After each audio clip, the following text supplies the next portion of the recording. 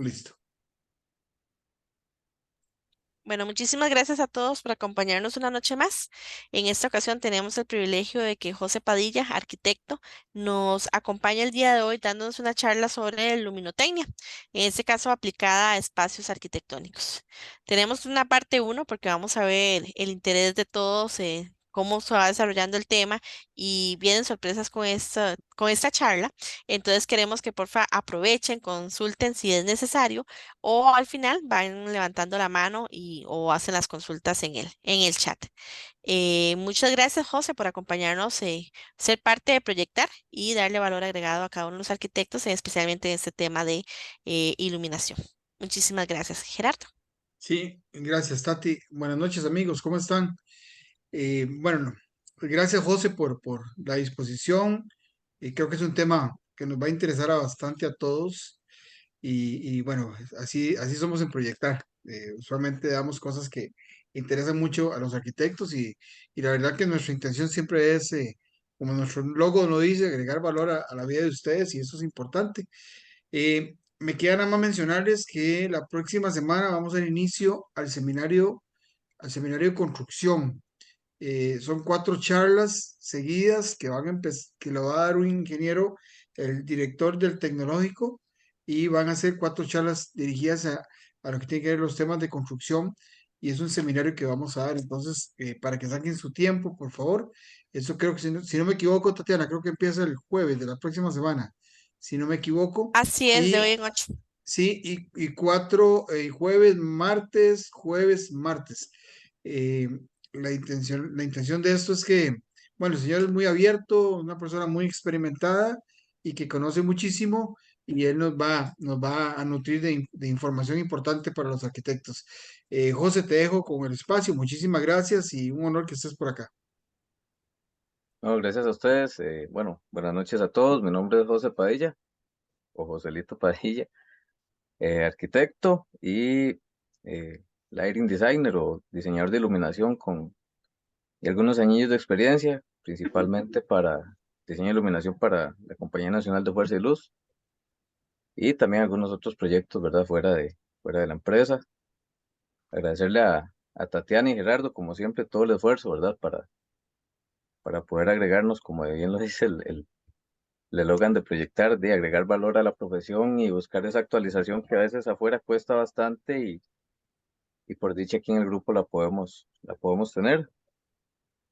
Hoy, bueno, vamos a hablar sobre lo que es la luminotecnia. Va a ser un poquito general y va a ser un poquito cortita porque ya por sí solo lo que es luminotecnia es una profesión que aquí no se valora mucho, pero en otros países inclusive llega a puntos de maestría. Entonces, como es tan amplia, vamos a iniciar desde, desde el inicio, como dicen, para ir conociendo conceptos básicos y la idea es que ustedes mismos digan si les parece bien cómo se desarrolla y si podemos avanzar o ir metiéndonos más a profundidad en lo que es a futuro con otras charlas. Dudas, preguntas, tengan toda la libertad de hacerlas, ahí me interrumpen nada más y cualquier cosita que no sepa o que no tenga el dato aquí, se los hago llegar luego. Entonces, iniciamos vamos a ver qué ya se me pegó. Ahí está. Iniciamos con la definición de lo que es luminotecnia. Eh, Vamos a definirlo con un qué, un para qué y un cómo. La luminotecnia es el estudio de la aplicación de la luz artificial. Normalmente cuando diseñamos espacios que son espacios que sean habitables, que sean para el ser humano, que sean para desarrollar actividades y contemplamos esos espacios en una función de día, pero pocas veces los contemplamos para una función de noche. Y los espacios son espacios que se utilizan 24 horas por lo general, más en este ritmo de vida que llevamos actualmente, ¿verdad? Y se hace con la finalidad de mejorar la percepción visual, una cuestión de estética. Vemos mucha iluminación que es para desarrollar tareas o para hacer trabajos, pero también vemos iluminación que es totalmente decorativa y por supuesto un tema funcional. En luminotecnia aplica todo, tanto iluminación de interiores como de exteriores. Es decir, podemos iluminar un espacio de trabajo, podemos iluminar eh, un área de ventas, como podemos iluminar un estacionamiento, podemos iluminar vías públicas, parques, fachadas de edificios, en fin, cualquier elemento, inclusive deportivo, cualquier elemento que sea de utilidad para el ser humano, eh, y lo utilicemos obviamente en este caso en la noche, va a requerir o es necesario o importante aplicar conceptos de luminotecnia. Y por supuesto, aplicar esos conceptos va a requerir un conocimiento científico, conocer cómo se comporta la luz, cómo se manifiesta la luz, cómo vamos a aplicar la luz, qué tecnologías tenemos actualmente en lo que es iluminación y por supuesto la parte de nosotros los arquitectos, que es la parte creativa de cómo aplicamos ese diseño de iluminación que concuerde y que armonice con los espacios que estamos diseñando.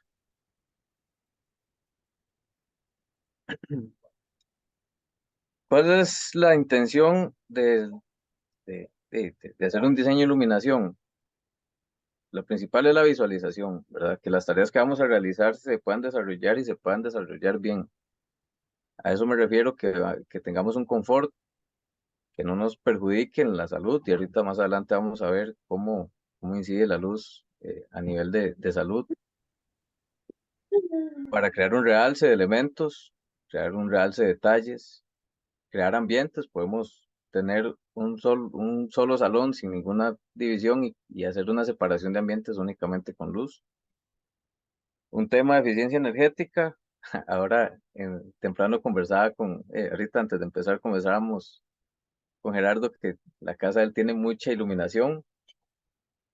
eh, no que tenga mucha quiere decir que sea buena, no precisamente. Entonces viene un tema de eficiencia, que la eficiencia es utilizar al máximo los recursos sin que eso vaya a incrementar los costos. Un impacto psicológico.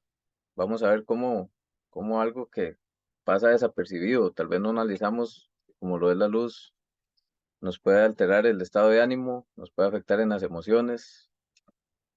Y aquí va a incluir un tema de normativa, no lo vamos a ver ahorita, pero hay todo un tema de normativa incipiente en el país. Sin embargo, hay a nivel de Inteco una normativa, por lo menos para lo que son espacios interiores de trabajo. Pero fuera del país sí hay cantidad de normativa que es aplicable a los diseños de iluminación. Tan así que les puedo decir que en España regulan la contaminación lumínica y las fachadas de los edificios, por ejemplo, tienen que o están reguladas con ciertos niveles de iluminación que no pueden superar los límites que están ya regulados. Por ahí veo una mano de don Aurelio. Eso le iba a indicar, veo la mano de don Aurelio levantada, no sé si tiene alguna consulta.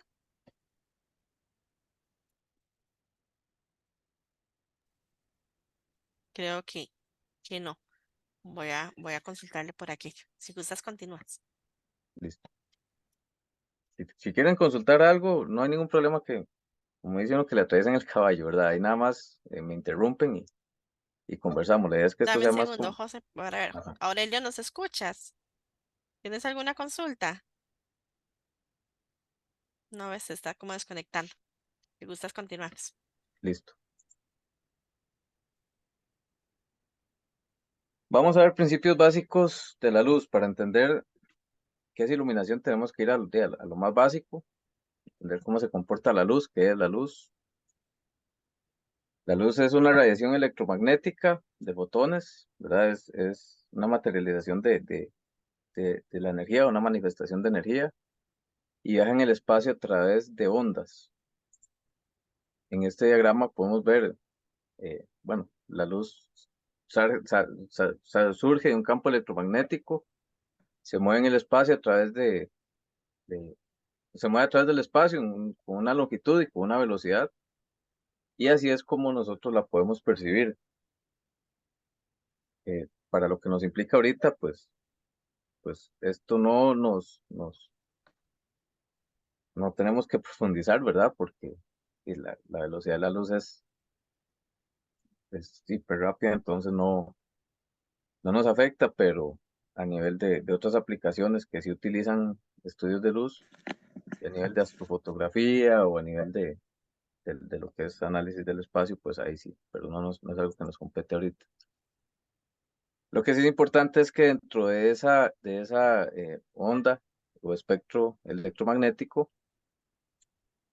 tenemos, como vemos en este diagrama de abajo, todo el espectro que va desde los 0.001 nanómetros, que es la unidad de medida del espectro de luz, hasta los 100 nanómetros. Esa viene desde la luz ultravioleta hasta la luz infrarroja.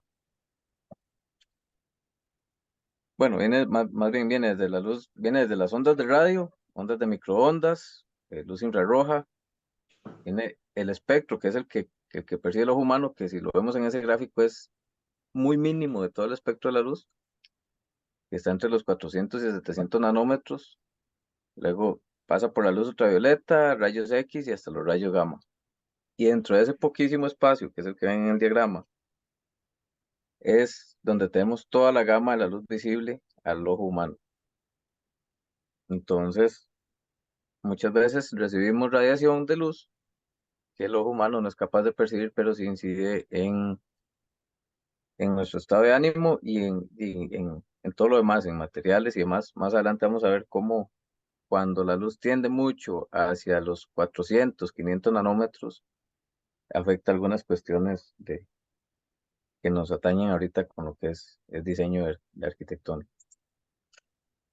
Las propiedades de la luz, una de las propiedades es la intensidad. La intensidad es la cantidad de energía, ¿verdad? O la cantidad de luz que nos llega.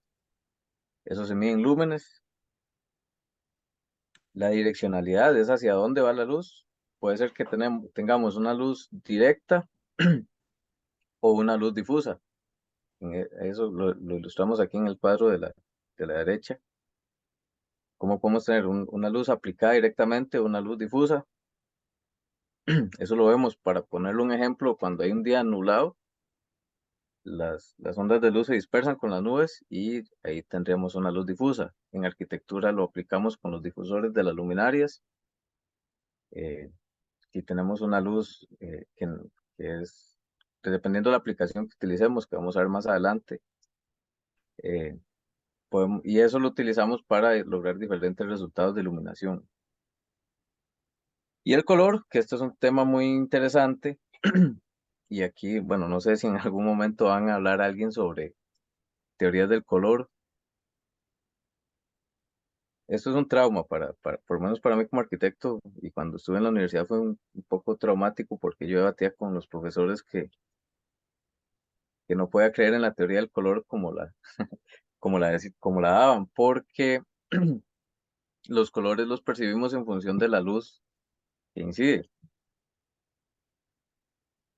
Y bueno, siempre hubo ese debate, yo siempre les ponía el ejemplo, cómo existen los colores para una persona daltónica, por ejemplo. Y es que una persona daltónica no tiene la capacidad de percibir en esa longitud de onda que vimos el espectro de colores. O sencillamente apaguen la luz y díganme qué colores ven, no van a ver ninguno. Entonces los colores como tal no existen, existen propiedades de los materiales de reflexión y de absorción de diferentes ondas, y dependiendo dentro de ese espectro visible que pueda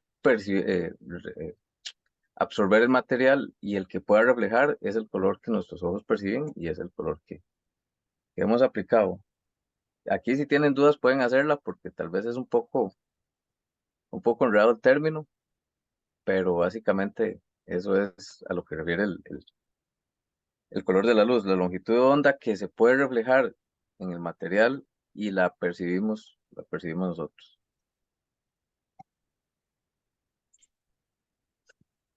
La temperatura del color o índice tenemos dos aspectos importantes cuando trabajamos con luz, que es la temperatura del color y el índice de reproducción cromática.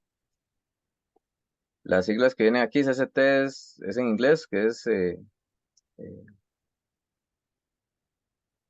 pues ya se me fue el término, temperatura de color correlacionada, y el índice de reproducción cromática o CRI en inglés.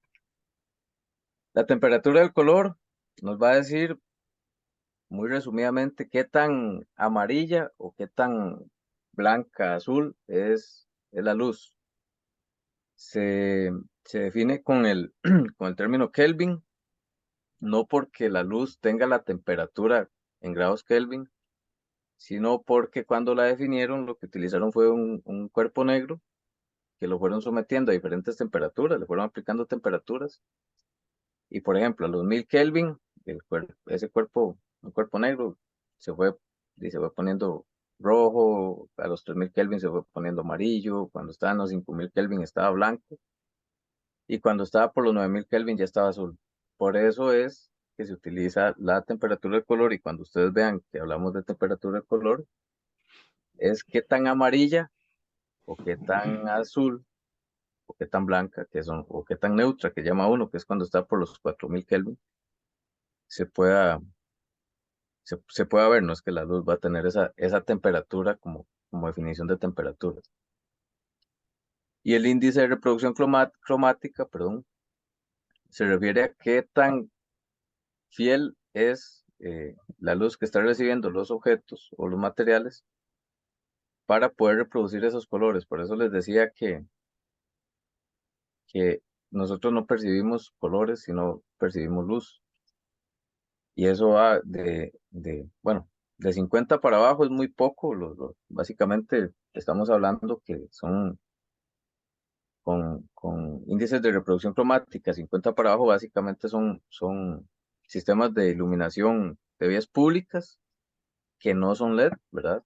Estamos hablando de las luminarias de vapor de sodio, que son las lámparas amarillitas que vemos en la calle, porque la aplicación no es tanto para que podamos definir los colores con fidelidad, sino para dar un confort visual, y es más de una utilización, ¿verdad? En este caso, de la vía pública. Pero si vamos a estar en un espacio que es una vitrina, una exposición de ropa, una exposición de arte, algún área de tareas, sí necesitamos que el índice de reproducción cromática sea lo más alto posible para que sea lo más fiel a la capacidad del material de reproducir los colores, mejor dicho, que sea lo más fiel a la capacidad del material de las propiedades de absorción y reflexión. José, permiso. Tenemos Sí. una consulta de don Franklin Román. Habla, saludos. ¿Es cierto que en los restaurantes se utilizan luces más amarillas para que las carnes y otros alimentos y en restaurantes de comida rápida se utilizan luces más blancas para que la gente coma y se vaya rápido? Pues sí, ahorita más adelante lo vamos a ver. La luz entre más fría, entre más cálida, cuando estamos hablando más cálida es más amarilla, ¿verdad? Más amarilla. No, no, aquí es importante, y qué bueno la pregunta. Cuando hablamos de luz cálida, es cuando los grados Kelvin son más bajos. Por eso les decía que no hay que confundir la temperatura de color con el valor de temperatura, sino con la apariencia del color, ¿verdad? Entre más cálida es la iluminación, nos va a relajar más. Y ahorita lo vamos a ver por qué. Entre más fría nos va a crear un estado más de alerta. Entonces, claro que sí. Si diseñas un local de comida donde ocupas que la gente llegue, consuma y se vaya con temperaturas cálidas, entre los 2000 4000 Kelvin, probablemente se van a sentir en un área muy confortable y se vayan a querer quedar ahí, ¿verdad?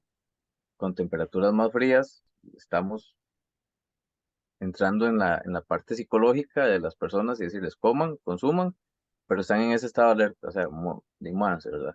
Porque lo que ocupamos es justamente eso, que consuman y se vayan para que venga el siguiente. Entonces, sí, no lo aplican todos, pero algunos locales sí tienden a aplicar eso. Si vemos un restaurante, digamos, a media alta, y vos haces una reservación donde vas a consumir probablemente, y ya muchos invitados, donde el consumo va a ser alto, y van a estar constantemente consumiendo, probablemente la iluminación que vas a ver es con temperaturas de color cálidas, porque lo que quieren es crear ese espacio confortable. Comida rápida no interesa eso. Entonces sí anda por ahí Maren, muchas gracias por la pregunta, porque sí está bastante buena y sí tiene relación, claro. Seguimos. Sí, perfecto. Gracias. Bueno, parte de la pregunta está aquí, en este cuadrito. Eh, Ahí vemos las temperaturas de color y a qué ambientes los podemos asociar y qué efectos nos puede ir generando. Una temperatura de color de los 2700 Kelvin, que esas son muy amarillas, es lo que yo les comentaba, un ambiente, o sea, es un ambiente amistoso, íntimo, relajante, más personal.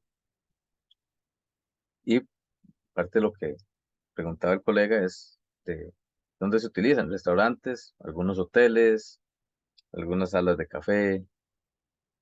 Ya a como vamos aumentando entre más fría se va tornando la luz, el color de la luz, vemos que ya se va haciendo más de uso, no tan de estar ahí, sino de generar algún trabajo o generar alguna tarea. Blanco cálido, que anda alrededor de los 3000 Kelvin, sigue siendo un tono amistoso, más aplicado para recepciones, algunos salones, algunas boutiques. Blanco neutro, que es la que más se utiliza en oficinas, áreas de trabajo, está entre los 3500 y 4000 Kelvin. Nos lleva a un ambiente fresco, limpio, eficiente, a un ambiente productivo. Y ya el blanco frío, o el blanco de la luz día, que es entre los 5000 y 6500, ya ahí sí nos invita a movernos, nos invita a agarrar un ritmo más dinámico, más acción. Por eso lo vemos en aplicaciones de escuelas, universidades, restaurantes de comidas rápidas, consultorios, es decir, donde hay una dinámica de estancia bastante rápida, ¿verdad?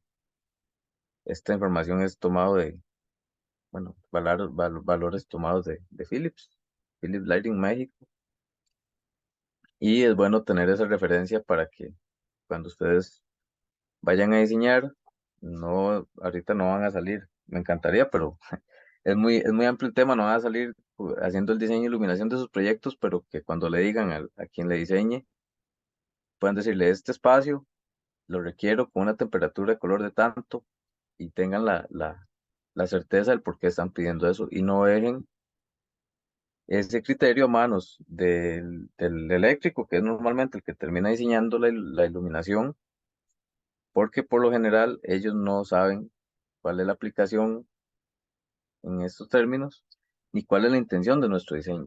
Entonces, esa es la importancia de aplicarlo justamente a lo que nosotros, los espacios que creamos. Características de la luz tiene dos condiciones, se refleja o se refracta. No meto aquí la que se absorbe porque la que se absorbe no la percibimos, entonces no vale la pena incluirla aquí. La que se refleja totalmente nos puede crear sombras definidas y este diagrama es importante que lo tengan a la hora, o lo tengamos claro, a la hora que diseñamos con los acabados de superficies, llámese paredes, cielos, pisos, inclusive el mobiliario. Porque por ejemplo, una luz que se nos refleje totalmente nos va a definir malas sombras, y eso lo vemos cuando aplicamos luz más puntuales o algún tipo de penumbra si la luz no es del todo puntual y es un poco más reflejada. O puede ser que se refleje parcialmente en objetos transparentes como el vidrio, si tenemos si alguna pared de vidrio, ¿verdad? O un muro cortina, esa luz nos va, una parte se nos va a refractar, pero una parte se nos va a reflejar y nos va a incidir en el espacio que estamos diseñando. Y la que se refracta cambia su medio de propagación, y aquí es importante porque lo que tenemos de este lado con luz no es lo mismo, el mismo efecto que tenemos de este otro lado. Entonces es importante tener esto en cuenta, ¿verdad? Para que lo que vayamos a aplicar con la luz, o si tenemos una intención con la luz y vamos a definir un sistema, que no perdamos eso, o al revés, si tenemos un sistema, saber qué tipo de iluminación y qué aplicación vamos a dar para que resulte de la mejor manera en los proyectos. Fuentes de luz, fuentes de luz, Han habido muchísimas. Aquí es un cuadrito de la historia de la luz. Hace 500.000 años nuestros antepasados iluminaban con fuego.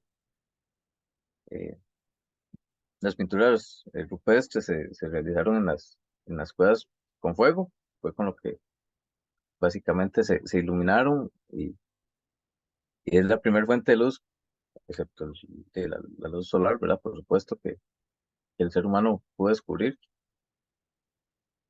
Después pasamos a gas, por ahí de 1975, principalmente en Inglaterra, algunas ciudades de Europa, algunas ciudades de Norteamérica, eh, inclusive aquí en el país, el 1700, por ahí, las luminarias que habían eran a gas y siempre pasaba alguien en la tarde-noche encendiéndolas y al otro día en la mañana apagándolas. Ya para mil, eh, bueno, ya luego pasamos a las lámparas de aceite y en 1857 empezaron las lámparas de electricidad, en 1870 con Edison, y fue la primera bombilla. De hecho, si no me equivoco, en la estación de Londres hay una luminaria que tiene más de 100 años de estar encendida continuamente. Y fue de las primeras, de las primeras eléctricas, un filamento que el paso de corriente se calienta y ese calor genera luz. Por supuesto, luego vino un tema de comercialización y de ya no resultaba, ¿verdad? Hacer que que las lámparas fueran tan duraderas y ya se les hizo una obsolescencia programada, pero las primeras de electricidad sí eran prácticamente eternas, por lo menos para el tiempo de vida de uno.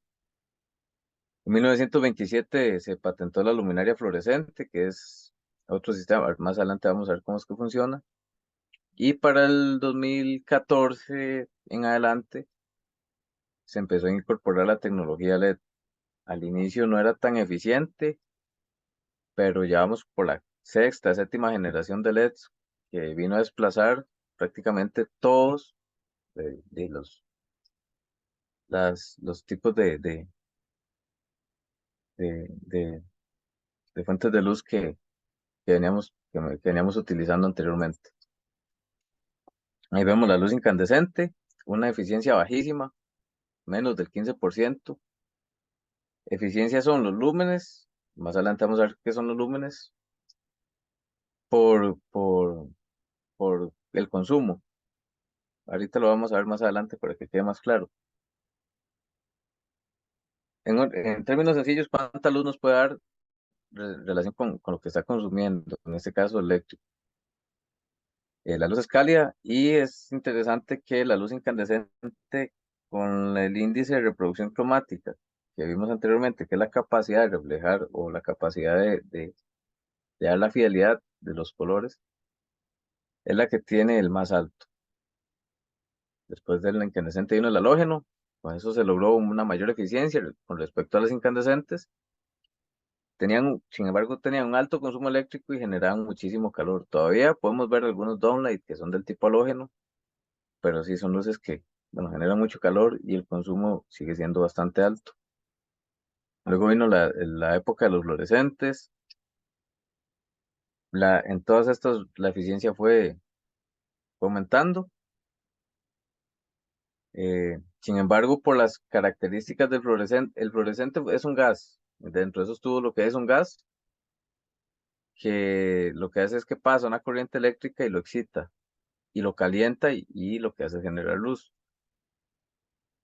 Eh, como es un gas, para que ese gas se caliente ocupa de picos de corriente altos, por eso todas estas luminarias de fluorescentes traen un balastro y ese balastro trae componentes para elevar la carga eléctrica y generar ese impulso eléctrico dentro del tubo, que es un tubo al vacío, y calentar el gas. Entonces, aparte que genera consumos de estarlas encendiendo y apagando, disminuye su vida útil. Por dicha, ya estamos saliendo de los fluorescentes. Y otro problema de los fluorescentes, bueno, dentro de sus tantos problemas es la disposición final, porque es vidrio, pero es un vidrio que no podemos reutilizar porque es un vidrio que tiene impregnado el gas y muchos de los componentes de ese gas es mercurio, entonces son altamente contaminantes. Por eso luego se pasó a los fluorescentes compactos, o FCL, que este nos vino a dar una versatilidad en la temperatura del color. Ya no teníamos la típica luz blanca a una temperatura de 5.000, 5.500 Kelvin, sino ya empezamos a ver dentro de los 3.000, 3.500, 4.000 Kelvin. Tenían mayor eficiencia que los fluorescentes, porque ya vemos que es nada más el bombillito, no de rosca, una 27 normal. Ya no tenemos todo el chasis de la luminaria con todo el equipo eléctrico como lo es el balastro. Obviamente una mejor instalación, una más fácil instalación. Aumenta la vida útil también, pero igual siguen teniendo el problema de que sigue siendo un elemento de vidrio con gas bajo presión y con altos contenidos de mercurio. Entonces, de nosotros no podemos dejar de lado, ¿verdad? El tema de sostenibilidad y contaminación cuando diseñamos. Y ya los diodos emisores de luz, sí, es la que tiene la mayor eficiencia con respecto a las otras tecnologías. Una vida útil larguísima. Estamos hablando que ahorita hay de todo, ¿verdad? Hay luminarias asiáticas, para no decir muy chinitas, que pues no son tan eficientes o una vida útil tan larga, pero una luminaria de un fabricante certificado puede andar dentro de las 50.000 horas o más. Estamos hablando que 50.000 horas son bastantes años de vida útil. No tienen componentes peligrosos ni contaminantes como vimos los anteriores de mercurio. Tiene una amplia versatilidad de temperaturas de color, de ópticas, muchas son dimerizables, muchas dentro de la misma luminaria podemos cambiar la temperatura del color en la misma luminaria, es selectiva. Los índices de reproducción cromática son bastante altos, no generan ningún tipo de calor, por lo menos en lo que es la emisión de luz. Si vamos a ver con todas las lámparas LED que en la placa, o sea, está el LED y tenemos una placa y tiene unos componentes que son disipadores, porque sí, obviamente va a generar calor como cualquier energía aplicada, pero no al igual que las otras tecnologías. Y la ventaja del LED es que lo podemos integrar a diferentes sistemas de control de iluminación. Y aquí viene una parte de domótica y que ahorita está tomando bastante auge. eh, y ahorita es casi como, ¿verdad? Como un boom a la hora de establecer proyectos, por lo menos el proyecto ya un poquito más grandes. Y el LED sí tenemos toda esa facilidad de poder incorporarlo a esos sistemas. Por ejemplo, en iluminación deportiva, con luminarias que no son LED, que serían las luminarias de descarga, principalmente es Dios o luminarias a vapor de sodio a presión. Si se va la luz, tenemos que esperar que la luminaria se enfríe, que el gas se enfríe para volverlo a excitar y encender. Con el LED no, el LED puede apagarse la luz y inmediatamente podemos volver a hacer uso de la luminaria. Entonces vemos que las aplicaciones y las ventajas que tiene respecto a las otras tecnologías es muy superior y por eso ha venido desplazando justamente a esas tecnologías. Aquí vemos el cuadro de eficiencia que les decía, que es la cantidad de lúmenes que nos puede dar la luminaria con respecto al consumo, en este caso el consumo en watts. La bombilla incandescente es súper ineficiente por donde la veamos. Y aquí vemos el LED que sí es uno de los más altos. Ahorita estamos en 100 lúmenes por watt. Es decir, con muy poquito consumo estamos iluminando bastante.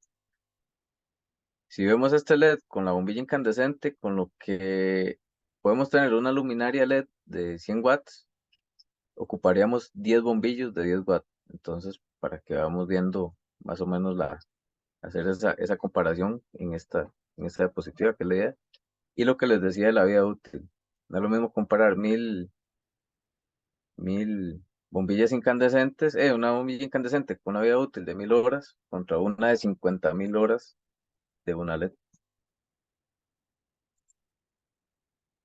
Gerardo, yo espero que usted tenga LED en su casa, porque si tiene incandescente ese recibo tiene que llegar altísimo. Ahora sí, muy importante, yo creo que este es uno de los aspectos que por lo menos a mí me gustaría que todos nos llevemos hoy y que nadie dice es los efectos de la luz en el ser humano y en el medio. Los seres humanos trabajamos digo trabajamos o nos regimos las horas de actividad y descanso bajo los ritmos circadianos. Y los ritmos circadianos es cómo nuestro cuerpo va desarrollando diferentes actividades corporales en función en este caso, de una secreción de una hormona que es la melatonina. Y esa secreción se ve afectada o se ve condicionada por la cantidad, por la temperatura de color y por que estamos recibiendo. Entonces, normalmente, cerca de las 6 de la mañana, eh, nosotros dejamos de producir melatonina y es donde el cuerpo se empieza a activar. Es cuando tenemos de la luz del sol, que es una luz con una temperatura de color muy alta. Eh, a las 7:30 tenemos ya una parte intestinal que está trabajando. A las 9 de la mañana ya empezamos con las secreciones hormonales. Utilizamos, o es el mejor momento para hacer deporte. Entre las 11 y las 12 estamos en un estado de máxima alerta. Es cuando normalmente somos más productivos. Cerca de las 2:30 o 3:30 de la tarde ya el cuerpo va bajando el ritmo, ¿verdad? Ya cerca de las 4 de la tarde ya nuestro cuerpo ya va aflojando, ya tiene menor tiempo de reacción. Entre las 5 y 6 de la tarde eh, es cuando a nivel cardiovascular y muscular el cuerpo funciona mejor. A las 6:30, 7 de la noche, la tensión arterial es un poco más alta, nos aumenta la temperatura corporal y cerca de las 9 de la noche es cuando empezamos la secreción de melatonina, que es la que nos lleva a un estado de relajación y es lo que nos permite que el cuerpo se pueda recuperar para nuevamente iniciar el ciclo de actividad. Eso lo traemos por natural. Si ven, la cantidad de luz y la calidad de luz que tenemos durante el día, obviamente no es la misma que tenemos en la noche. Entonces, ¿qué pasa si en la noche tenemos aplicada o estamos bajo una aplicación de luz que simula mucho la luz de día? Nos va a afectar totalmente los ritmos circadianos, nos va a afectar la producción de la melatonina y nos va a afectar todo el ciclo de, de recuperación del cuerpo. Entonces, muchas veces tenemos los que quedamos trabajando hasta 11, 12 de la noche, trabajamos con luces que andan 5.000, 6.000 grados Kelvin, entonces básicamente como si estuviéramos trabajando a la luz del día. Y aparte de eso tenemos la pantalla del celular, tenemos la pantalla de la computadora. Entonces, claro, más de una vez nos vamos a dormir y no podemos conciliar el sueño, es porque el cuerpo interpreta que está entre las 11, 12, 2 de la tarde, a pesar de que estamos de noche. Y esto con el tiempo va creando problemas a nivel de trastorno del sueño y por supuesto todo lo que desencadena y tener esos trastornos. Eh, bueno, aquí vemos lo que genera la luz cálida y la luz fría en relación de lo que estamos hablando del, del ciclo de regulación del cuerpo y el sueño. La luz cálida, que es la luz que deberíamos utilizar en la noche para no hacer esa homologación a la actividad, ¿verdad? O al estado de alerta que tenemos en el día, nos da relajación, confort visual, la producción que les decía de melatonina, y empieza a activar más tempranamente los ritmos circadianos. La luz fría no, la luz fría nos lleva a un nivel más de alerta, nos cambia la regulación de la temperatura corporal, que es fundamental para que el cuerpo empiece a regenerar todo, todo, ¿verdad? El desgaste que ha tenido en el día. Nos afecta la regulación de la frecuencia cardíaca y nos retrasa la fase de los ritmos circadianos. Entonces, esto es muy importante cuando vamos no solo para tenerlo uno en la casa, ¿verdad? Sino dependiendo de lo que vamos a diseñar. Si vamos a diseñar un espacio de cuidado, por ejemplo, para adultos mayores, que constantemente o van a tener algún tipo de luz continua en la noche, nos vamos a afectar grandemente si vamos a tener luz fría en esa condición, por poner un ejemplo. Entonces sí resulta muy importante tener esto claro y que al fin de cuentas lo que estamos recibiendo en el cuerpo nos va a afectar futuro, ¿verdad? Y algo que tal vez es tan inocente o pasa tan desapercibido como lo de la luz. Aquí vemos qué pasa cuando hay una disincronía circadiana o cuando afectamos los ritmos circadianos, todo lo que nos puede afectar. Podemos sufrir al tiempo de depresión, nos afecta la producción de insulina, nos afecta a nivel muscular porque no hay recuperación del cuerpo, estrés crónico, sistemas autoinmunes, problemas perdón, problemas a nivel sanguíneo, eh, la fase del- de- a nivel intestinal se nos va a afectar, inclusive la parte de obesidad, como sabemos, el cuerpo almacena energía y que se transforma en grasa para desarrollar las actividades y posteriormente la repone. Entonces, al afectar todo ese ritmo que tiene el cuerpo, todo ese ciclo, para, para poder regenerar, para poder realizar otra vez la actividad, nos afecta. Y aquí no viene, pero eh, hay datos interesantes. Un estudio, ahorita no preciso de qué universidad, eh, descubrió o arrojó resultados que la exposición, bueno, se hizo un estudio a un centro de trabajo donde hay cierta cantidad en este caso, de mujeres, y la exposición en el tiempo a la luz que tendía más a la temperatura fría de color, que es la más azul, eh, tenía grandes tendencias o grandes probabilidades a desarrollar cáncer de mama. Entonces, sí es importante, o es importante que sepamos cómo la luz, ¿verdad? Al final nos incide en no solo en nuestro estado de ánimo, sino en nuestro estado de salud.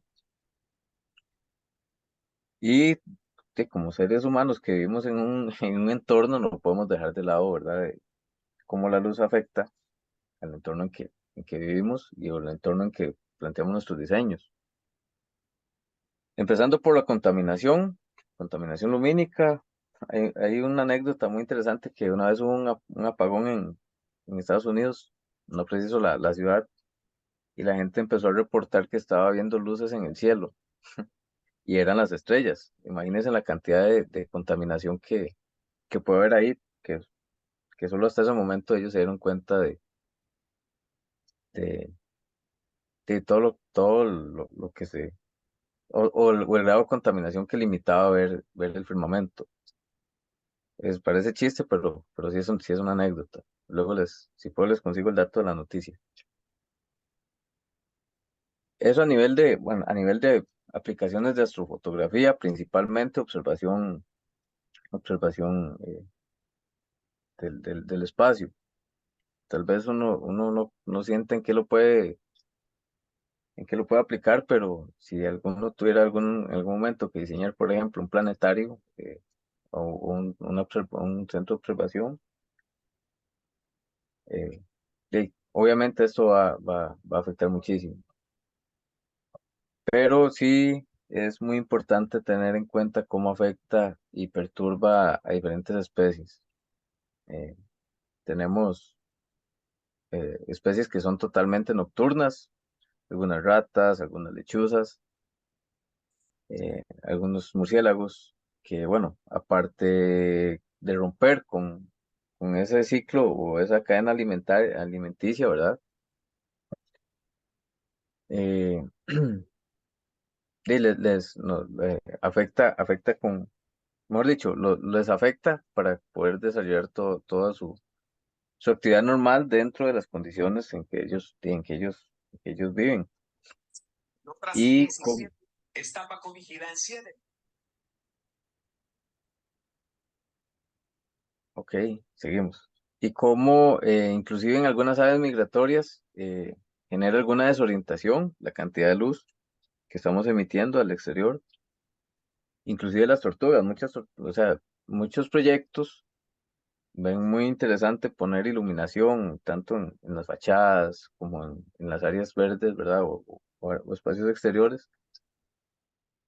Y cuando las tortugas llegan a desovar y ya las tortugas nacen, están listas para regresar al mar, muchas de ellas lo hacen en la noche y aprovechan la luz de las estrellas o la luz de la luna para guiarse con el reflejo en el mar.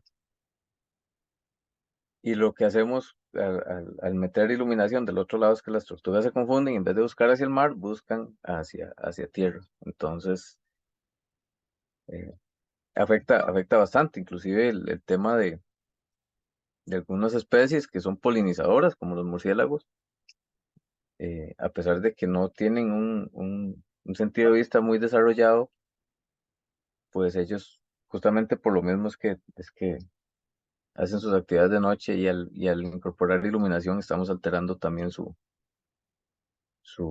hábitat y cómo se desenvuelven en el medio. Ahí como lo vemos en estas imágenes, afectación de aves migratorias, alteramos comportamiento de especies nocturnas, podemos generar atracción y concentración de insectos y cómo modificamos lo que les decía, la cadena alimenticia, o en este caso el equilibrio de depredación. ¿Dudas hasta aquí? ¿Comentarios? Hay un comentario en el chat, dice, en el pueblo de Opcional no hay luces en las calles por lo mismo. Muy interesante, eso no lo sabía. Sí, sí, está interesante. Ahora, no es que no haya, es cómo la vamos a aplicar, ¿verdad? Eh, Aquí siempre va a existir o tiene que haber una responsabilidad del profesional, sea de arquitectura o el que diseñe la iluminación, de decidir qué tan necesario es tener la iluminación, ¿verdad? El por qué y el para qué. Y eso nos va a definir el cómo lo vamos a hacer. Si el todo no lo ocupamos, lo ideal es no incorporarla, pero ahorita sabemos que sí, tenemos que mantener índices de seguridad principalmente y en la noche solo lo logramos con iluminación. Ante la necesidad tenemos que saber cómo vamos a diseñar la iluminación para poder satisfacer la necesidad que tenemos, pero que no afecte al entorno ni a la calidad de vida de las personas, ¿verdad? Para poder hacer bueno, ya entramos a aspectos de fundamentos de diseño.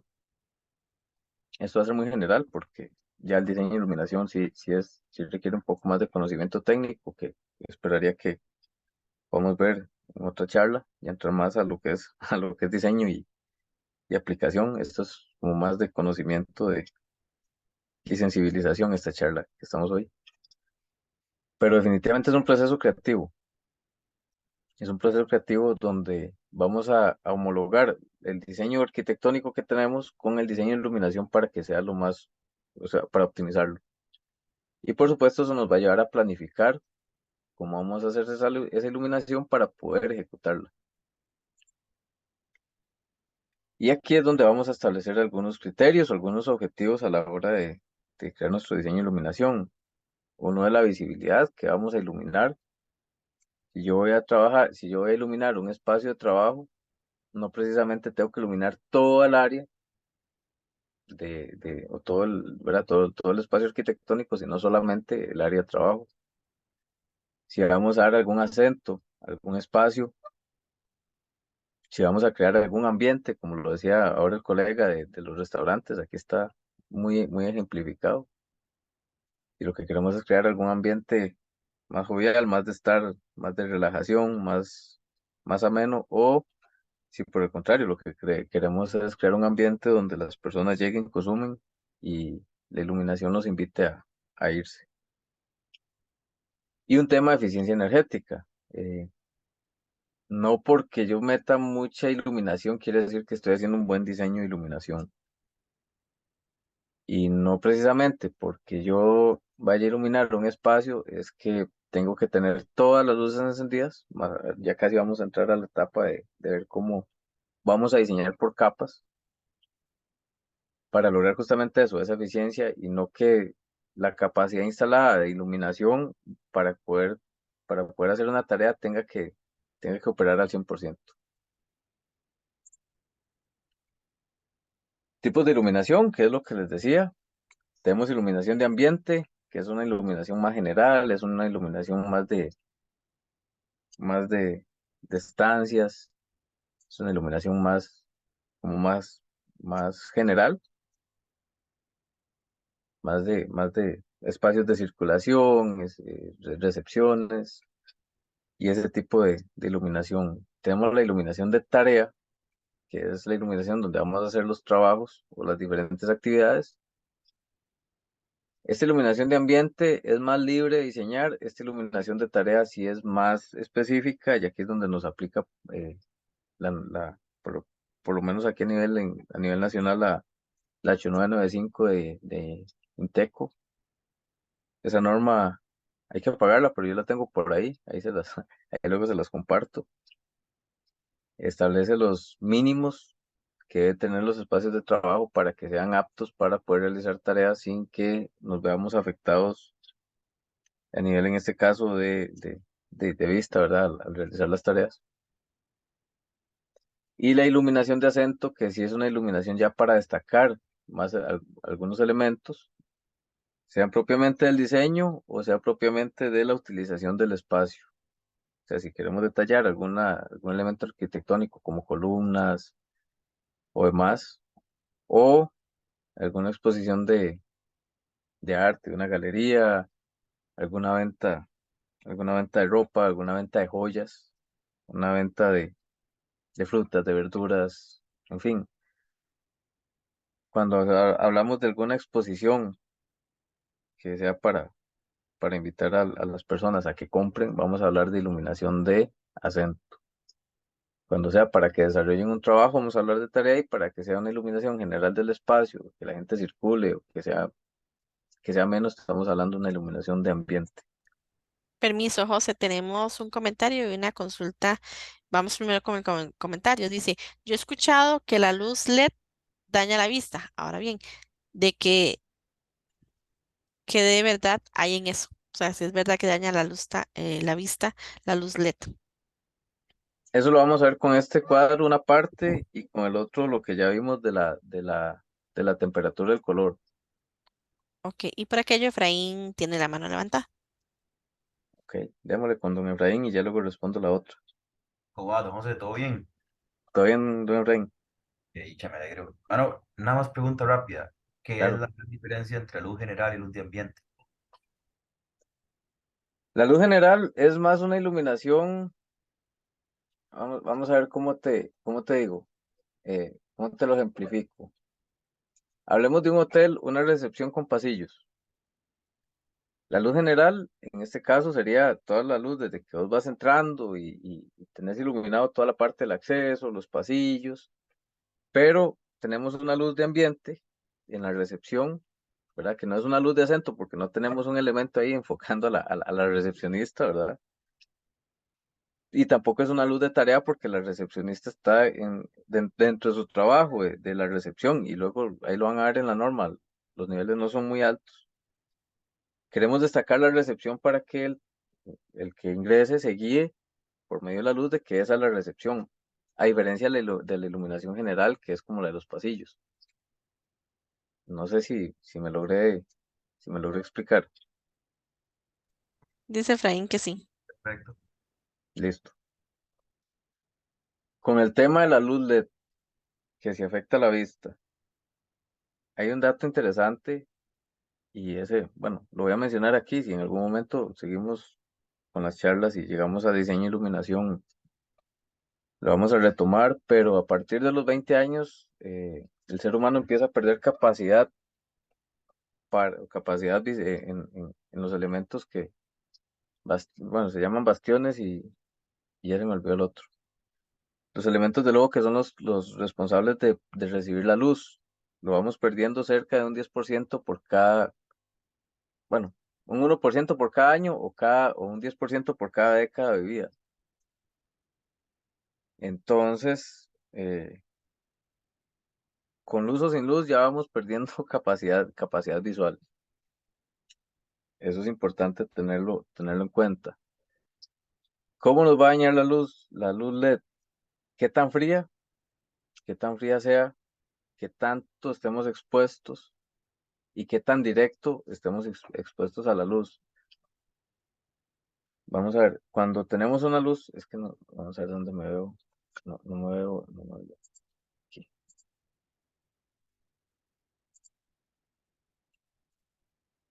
Vamos a ver, por ejemplo. Si vemos esta luz, es que no se logra ver en la pantalla. Ahí en teoría estoy con una lucecita, una lucecita. Si vemos esta luz que ilumina la mano, esa luz está iluminando en 360 grados, ¿cierto? La luz LED no ilumina en 360 grados, la luz LED es una luz totalmente puntual. Y lo que utiliza son diferentes elementos que son ópticas para poder que esa luz que viene puntual se me disperse. No lo vamos a ver tanto acá porque no es la intención de la charla de hoy ver el tema de ópticas, pero sí qué tanto nos va a afectar directamente la luz que nos va a incidir es lo que nos va a dañar la vista, pero eso no pasa solo con la luz LED, eso pasa sí, con cualquier luz. Y la otra se me fue. ¿Cuál era la otra, Tati? ¿Qué tanto daña la luz, sí? ¿Qué tanto daña la No, luz LED? sí, más que todo es eso. Yo he escuchado que la luz LED daña la vista, que de verdad hay en Ah, ok, eso. ok. Bueno, ya me acordé que era que con esta tabla lo íbamos a ver. Aquí vemos qué tanto podemos aplicar nosotros la iluminación. Podemos tener una luz directa, que es que la fuente de luz o de lo que emite luz hacia arriba. Nosotros siempre normalmente vamos a iluminar de arriba hacia abajo, excepto casos especiales.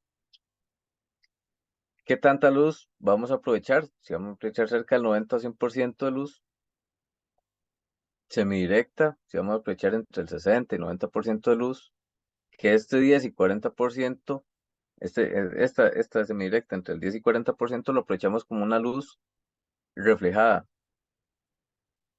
Si tenemos una luz difusa que anda básicamente entre los 50-50, 50 de iluminación directa y 50 que se nos va a ver reflejada. Si tenemos una luz directa e indirecta, estos son pocas luminarias, es básicamente una luminaria que nos emite luz hacia arriba y hacia abajo, pero ya es una luminaria con ese propósito y son aplicaciones ya como muy especiales. O una luz semidirecta, a veces vemos alguna cenefa, ¿verdad? Y no vemos la luz como tal, sino lo que vemos es la iluminación que incide en el cielo y se refleja hacia donde estamos, que es muy parecido también a a la iluminación indirecta. Esta indirecta va haciendo prácticamente lo mismo, lo que varía son los porcentajes que estamos recibiendo de luz directa o luz indirecta. ¿Cuál vamos a utilizar? Dependiendo el concepto de diseño y la utilización del espacio que vayamos a tener.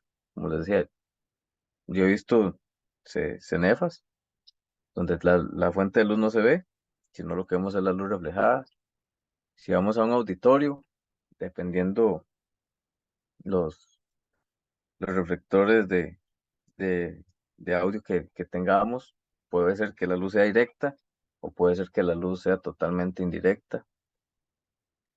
Entonces va a depender mucho del diseño del espacio que nosotros vamos a tener, cómo vamos a utilizar la luminaria, qué temperatura le vamos a dar, qué temperatura de color, qué índice de reproducción cromática, haciendo un repaso, y qué distribución vamos a utilizar. Entonces, como vemos, son varios elementos que tenemos que ir tomando en cuenta a la hora de diseñar iluminación.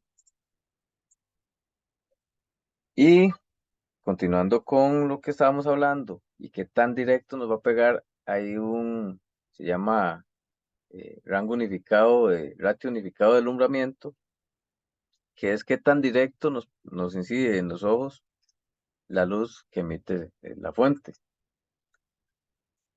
Dentro de los 85 grados, ¿verdad? Donde estemos nosotros, para abajo, o sea, de 0 a 85, se considera como una zona de alumbramiento molesto. Eso no es regla, obviamente hay que hacer cálculos para eso, pero en términos muy generales, vamos a tener ese parámetro para considerarlo. Y ese alumbramiento o esa luz que nos está incidiendo directamente nos causa una fatiga visual, una perturbación, perdón, y un encandilamiento, que ese encandilamiento constante a futuro va a recibir nuestra capacidad para hacer justamente esa recepción de la luz, que básicamente ese es el sentido de la visión, ¿verdad?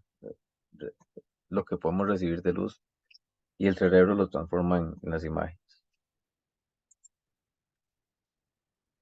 Otro aspecto importante, eh, es a nivel general, e insisto, si llegamos a más charlas lo vamos a ver más a detalle, pero se llama, esto un, un nombre larguísimo para una definición muy sencilla. Ley de inversa del cuadrado de la distancia. Eso lo que quiere decir es que entre más nos alejemos de la fuente de luz, vamos a abarcar más espacio iluminado, pero con una intensidad menor. Si ven esta gráfica, eh, nos separamos y como es la inversa del cuadrado, este espacio se nos divide en cuatro. Mantenemos la misma cantidad de luz del primer cuadro en uno de los cuatro de esta segunda medida, por decirlo de alguna manera. Obviamente no es que toda la luz sea solo hacia este cuadro, sino se distribuye en toda el área. Quiere decir que solo una cuarta parte de luz está llegando a esa superficie. Y esto es importante tenerlo en cuenta porque cuando uno hace especificaciones de luminarias, bueno, hace el diseño, tiene que conocer la especificación de la luminaria. Y haciendo un repaso, temperatura de color, el consumo para ver la eficiencia, el índice de reproducción cromática, la óptica para ver el deslumbramiento, pero también a qué altura vamos perdiendo la intensidad de iluminación, porque eso nos va a definir la cantidad de luminarias que ocupamos para llegar a cierta cantidad de lux, que esa es la unidad de medida de lo que medimos, los lúmenes por metro cuadrado de área iluminada, para poder establecer las cantidades de luminarias que requerimos. Entonces es un dato muy de diseño, pero sí es importante tenerlo en cuenta. En términos generales, entre más lejos esté el área que vamos a iluminar, y obviamente vamos a abarcar más área iluminada, pero va a llegar mucho menos cantidad de luz. Ese es un dato, pero es un dato más para fotografía. Entonces, lo que sí quería era que eran como van bajando eh, en la distancia la cantidad de porcentaje de luz que nos está llegando.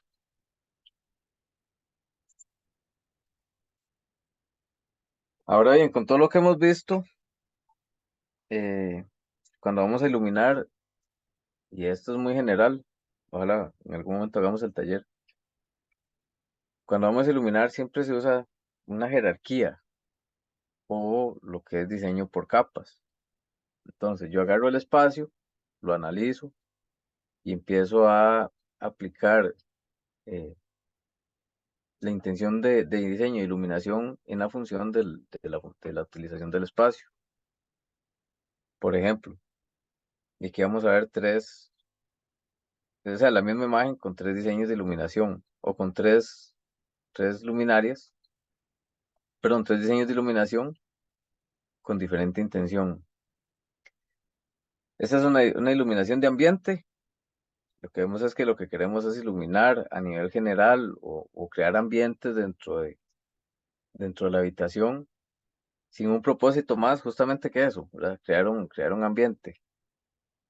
No vamos a hacer con esta iluminación una tarea, es decir, no nos vamos a sentar en el sofá a leer, no nos vamos a sentar a hacer trabajos en la computadora, sino es una iluminación más general, más para estar ahí, pero sin desarrollar alguna actividad. Entonces, a la hora que hacemos un diseño, contemplamos dónde queremos, cómo queremos y para qué queremos hacer esta iluminación de ambiente y lo establecemos dentro del diseño. Y ahora sí, si tenemos un espacio de lectura, un espacio de trabajo, incorporamos una iluminación de tarea, que así es como se llama, que es la iluminación que nos va a generar solamente en ese espacio donde vamos a hacer la actividad. Y posterior una iluminación de acento, si es que dentro del espacio queremos destacar algún elemento específico, eh, entonces hacemos la luz de acento. ¿Qué es la importancia de esto? Que vamos a tener diferentes aplicaciones y esas diferentes aplicaciones van a corresponder diferentes luminarias y esas luminarias van a controlarse diferente. Es decir, si yo solo quiero tener una luz de ambiente, no tengo que llegar y encender todas las luminarias para estar en un espacio donde solo quiero tener una luz de ambiente. Si yo quiero ir solamente y realizar una tarea de lectura, no tengo que tener toda la iluminación encendida para realizar ese espacio de lectura. Y eso, por supuesto, se va a transformar en un ahorro de energía. Por eso les decía al inicio que con un diseño de iluminación no solo es funcionabilidad, sino también bueno, el confort, por supuesto, funcionabilidad y la eficiencia en la iluminación. La parte de cálculos lumínicos, porque ya creo que ya me estoy haciendo un poco extenso. ¿Por qué realizar un estudio lumínico? Bueno, queremos determinar los niveles necesarios según lo que queramos diseñar. No es lo mismo diseñar un aula que diseñar un área de un hospital o un reformatorio, etcétera. Cada uno va a tener sus características. Vamos a tener requisitos de visibilidad, de seguridad, de estética y el cumplimiento de normativa. Yo creo que ya casi vamos a terminar. José, un Eh, momentito, ahí en la parte de atrás de lo del lumínico, este, ¿vos podrías hacer un estudio de esto lumínico o hay empresas especificadas o hay que estar certificado para dar esos estudios lumínicos? Todas las anteriores, yo lo puedo dar, hay empresas que lo pueden dar y dependiendo lo que quieras hacer, puede que te pidan que quien haga el diseño esté certificado. ¿Qué es lo que pasa con la segunda? Digamos, yo hago diseño de iluminación, pero no me caso con ningún fabricante. Si vos vas a X fabricante o Y fabricante o Z fabricante, no vamos a hablar de marcas aquí, ellos te van a hacer un diseño de iluminación en función de sus productos, lo cual no está mal, pero puede ser que el mercado tenga productos más eficientes, con mejores características, con mejores, ¿cómo se llama? O sea, más funcionales, con mejores prestaciones y a un precio menor. Entonces, quedas condicionada. O puede ser que, dependiendo del tipo de iluminación que vos quieras hacer, un fabricante te ofrezca un modelo de luminaria, pero para la otra iluminación que quieres hacer dentro del mismo espacio no lo tenga. Y tengas que ir donde otro fabricante y te va a ofrecer otro diseño, pero te lo va a cobrar. Entonces, yo le digo a todo el mundo que lo ideal sería contactar a algún lighting designer que no esté casado con ninguna marca. Pero, pero sí, sí, digamos, yo los hago, y hay empresas que los hacen. Perfecto, gracias. Comentan en el chat, creo que se puede hacer con el programa Dialux, más o menos, lo menos para analizar tareas. Sí, claro. De hecho, yo todos los diseños que hago los hago con, bueno, los corro en Dialux. Más bien, ahorita estoy con la intención de ver si puedo certificarme con Dialux como instructor, pero es un tema que estoy ahí valorando. Y hay varios software, no solo Dialux, pero Dialux es como el más conocido, y no es que sea el más conocido, sino con el que ellos tienen mayor relación o mayor convenio de fabricantes. Entonces, al fin de cuentas, Dialux no gana nada con que yo le meta una luminaria al estudio de X, Y o Z fabricante, pero si yo estoy especificando un diseño de iluminación, yo le voy a decir a mi cliente, este diseño está con X luminaria, X fabricante por X, Y, Z razones. Entonces mi cliente va a ir a comprar la luminaria que yo le estoy sugiriendo porque es el diseño que yo le estoy planteando. Y ahí es donde se da la relación ¿verdad? La relación comercial entre ellos. Pero hay varios software, no solo Dialux. Al fin de cuentas, con Dialux vos no diseñás. Con Dialux vos corres el diseño que hiciste para verificar que está cumpliendo, ¿verdad? Pero la cantidad de niveles de iluminación que se ocupan, cómo lo vamos a aplicar, cuáles luminarias vamos a aplicar y demás, eso lo hace uno lo normal y lo lógico es, y lo recomendado es que uno lo haga a pata o a pie o cálculos por aparte, y ya cuando tiene todo lo introduzca dentro del software y pueda desarrollarlo. Mi trabajo, mi trabajo final para la universidad fue, como estábamos en pandemia, fue el diseño de lo que iba a ser el centro acuático ahí en la sabana. Y ese diseño de iluminación, bueno, los resultados de la corriente de luz fueron 800 páginas, porque era enorme. Entonces, con Dialux uno lo logra, pero el Dialux lo que te da son resultados de que el diseño que hiciste está bien. O si tenés que hacer correcciones, ya lo puedes hacer dentro del mismo Dialux, pero tenés que saber qué es lo que le vas a meter al programa. Y aquí hay ya algunos términos para poder entender ya al final de lo que es la iluminación, y ojalá que alguno salga de aquí y empiece a buscar información. Es los lúmenes, es la cantidad de luz que sale en cualquier dirección de la fuente, ¿verdad? Eso le vamos a llamar lúmenes. Las candelas es el único rayo o luz que sale en una única dirección. Entonces, cuando ustedes vean que hablan de diseño de iluminación, algunos utilizan lúmenes, otros utilizan candelas, principalmente los sistemas estadounidenses. Cualquiera de los dos es válido, lo único es que hay una tablita de conversión, hay un factor de conversión para pasar de candelas a lúmenes y viceversa, pero sepan que está hablando lo mismo. La iluminancia es la cantidad de lux o la cantidad de lúmenes, ¿verdad? La cantidad de luz que llega a la superficie. Esa es la iluminancia. Aquí hay dos términos muy parecidos, iluminancia y luminancia. Nosotros medimos la iluminancia, que es la cantidad de luz que llega a una superficie y se mide en lúmenes por metros cuadrados, que es lo mismo que lux. Y lo que el ojo percibe es la luminancia, que son las candelas por metro cuadrado. Sí es bueno que tengan estas dos diferencias porque cuando lean normativa y les va a decir ocupa una iluminancia de tantos lux, sepan que es la cantidad de lúmenes que llega a una superficie o los lúmenes por metro cuadrado. Y bueno, esto es un ejemplo del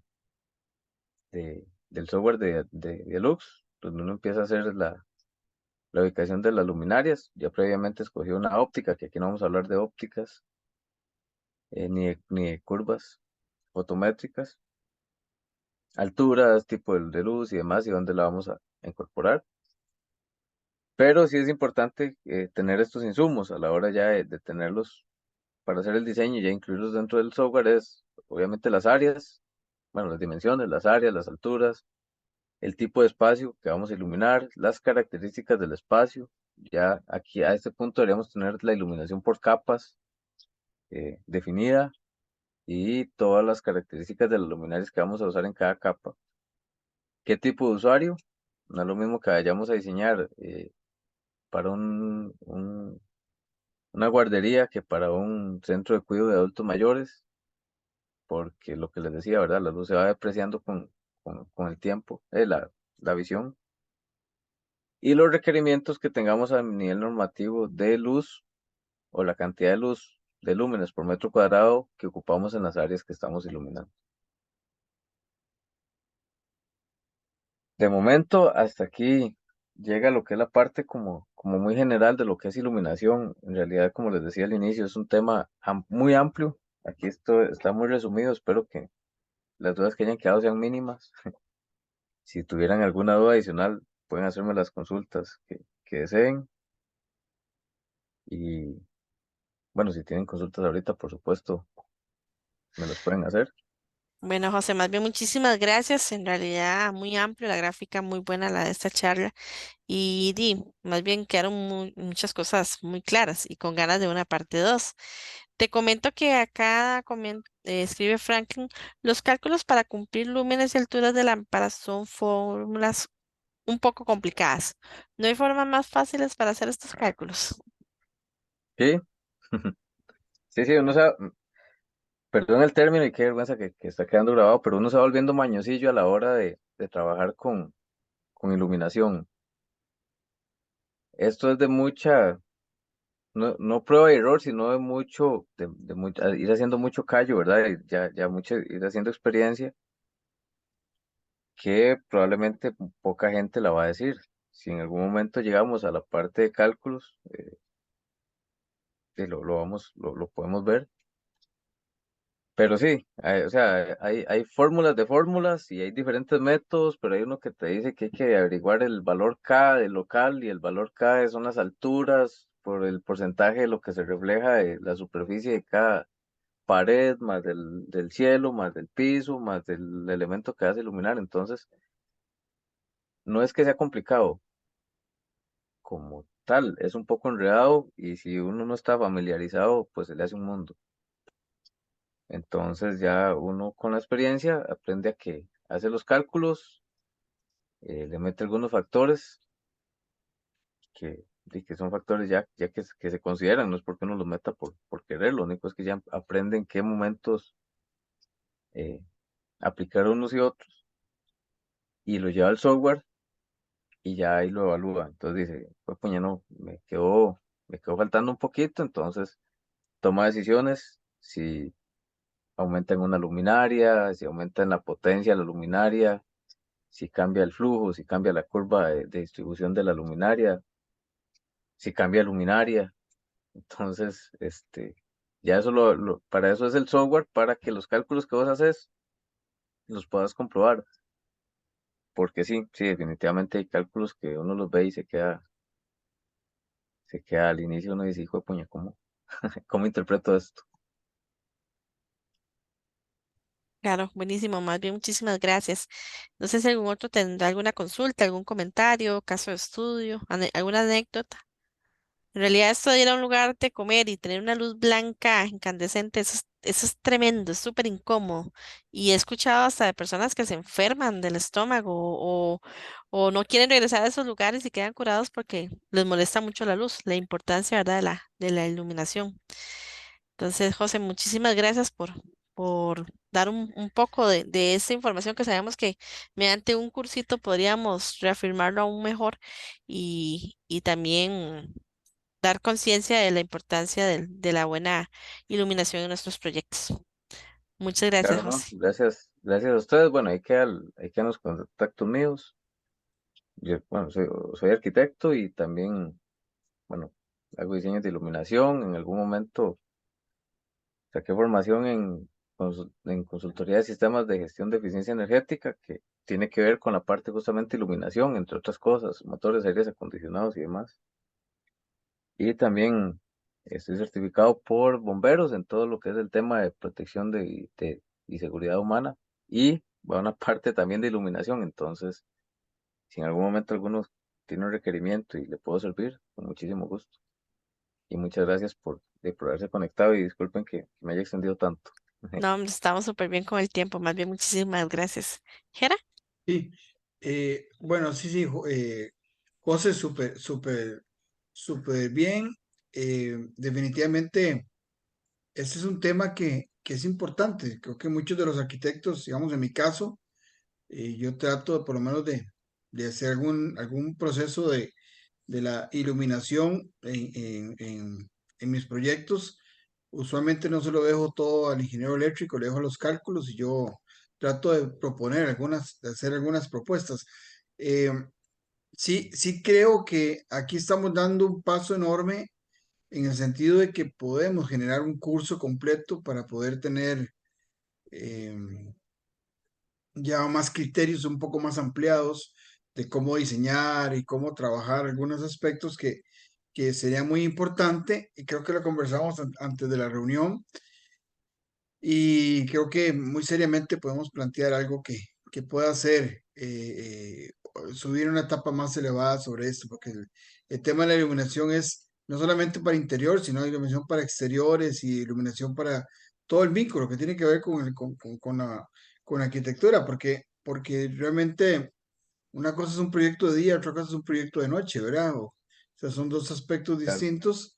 eh, y José Maín, te agradezco muchísimo que nos hayas dado esta introducción, que es muy importante y creo que sí hace falta un poquito más de contenido.